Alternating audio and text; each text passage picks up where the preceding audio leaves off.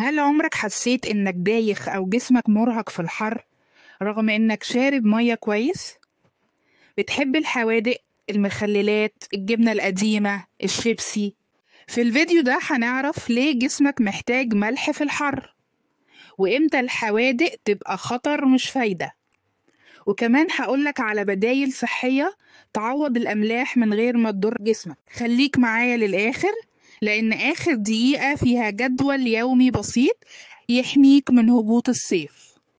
في درجات الحرارة العالية الجسم بيحاول يبرد نفسه عن طريق العرق، والعرق مش بس مية، كمان بيحتوي على أملاح زي الصوديوم والبوتاسيوم والكلوريد. ولما نفقد الأملاح دي بتحصل أعراض زي دوخة، صداع، تشنجات عضلية، وإرهاق مستمر.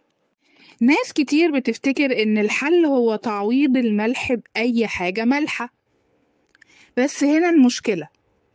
المخللات، الجبنة الرومي، الشيبسي، كلها فيها صوديوم بزيادة عن حاجة الجسم.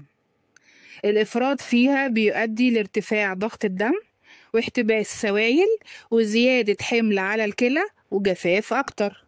يعني إحنا نيجي نحاول نعالج مشكلة بنزود مشكلة تانية. إزاي أعمل توازن ذكي؟ إمتى أزود وإمتى أقلل؟ زود شوية ملح في الأكل الطبيعي لو بتتعرض للحر أو الشمس لفترات طويلة، لو بتعرق كتير، لو عندك أعراض هبوط.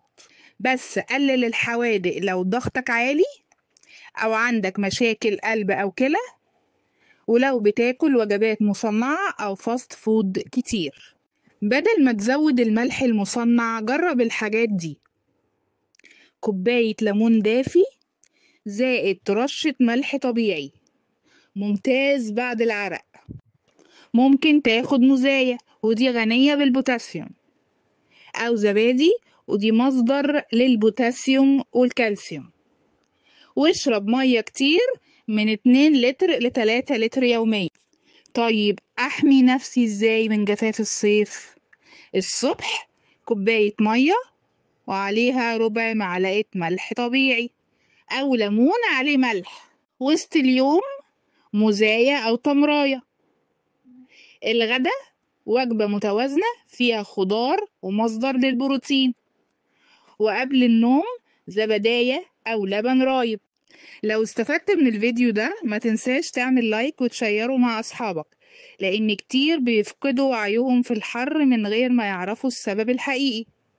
واكتب لي في الكومنتات انت بتحب الحوادق، وايه اكتر أكلة مالحة بتحبها.